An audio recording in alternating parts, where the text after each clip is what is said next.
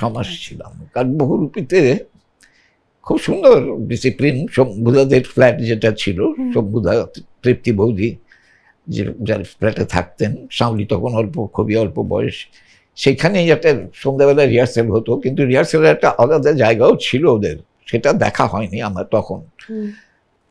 তো ওই ফ্ল্যাটেই হতো, তো ওইখানে যেতাম, কিন্তু আমার কেন জানি মনে হতো আমরা বহিরাগত হিসেবে ট্রিটেড হচ্ছি, এটা মনে হতো 1 নম্বর। মনে হতো একটু যেন কিরকম একটা আমরা আলাদা আলাদা একটা ব্যাপার, একটু হয়তো নাসিকতাও আছে ওদের, সেটাও ছিল।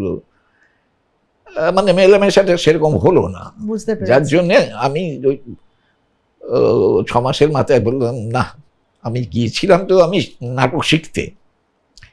শম্ভুদা আমাদের ক্লাস নিতেন না, কিংবা ওনাকে দেখিনি আমি যে কি করে একটা নাটক স্ক্রিপ্ট শেখার শুরু হয়ে কি করে গিয়ে মঞ্চে যেটা দেখি আমরা, সেই যে প্রসেসটা, এন্টায়ার প্রসেস, সেই প্রসেসটা দেখার জন্য গিয়েছিলাম, যেহেতু আমি থিয়েটার করবো বলে ভাবছি যে কি করে, হাউ ইট ইজ মেড। করেছি, পাড়ার একটা ছোট গ্রুপ করেছিলাম, বাবা তার নাম দিয়েছিলেন কথাও কায়া, বাবারই মানে উৎসাহে এটা করেছিলাম। প্রথম কম্পিটিশনের নাম দিয়েছিলাম, সেগুলো করেছি। কিন্তু একজন বড় কোনো পরিচালকের সঙ্গে কাজ করলে যে শিক্ষাটা হয়, হাতে কলমে শিক্ষা হয়, সেটার কোনো সুযোগ পেলাম না। সেটা পেলাম নান্দিকারে গিয়ে পরে, যখন ওইরকম একটা কম্পিটিশনে অজিতেশবাবু জাজ হয়ে এসেছিলেন, সেই নাটক দেখেছিলেন। নাটকটা আমাদের করা নাটকটা খুব ভালো লেগেছিল, আমার অভিনয়টা ভালো লেগেছিল।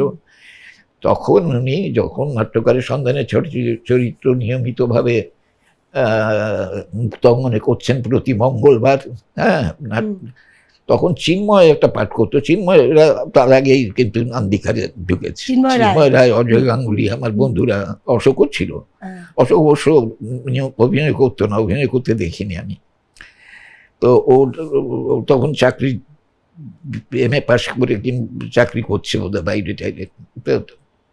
তো তখন ওই অজিতেশ বন্দ্যোপাধ্যায় একটা কম্পিটিশনে, দমদমে থাকতাম, দমদমে একটা কম্পিটিশনে দেখে ভালো লেগেছিল, উনি আমাকে ডেকে পাঠালেন, বললেন দমদমে বিভাস চক্রবর্তী বলে একজন আছে, হ্যাঁ, ওদের বললেন, মহেশ সিংহ, অজয় এদের বললেন। তো ওরা আমার বন্ধু ছিল পাড়াতে, তো তা ওকে নিয়ে চিহ্নক পাঠটা করবেন। ওইখানেই আমার রিয়াল কাজ শুরু হলো থিয়েটারের, গ্রুপ থিয়েটারে।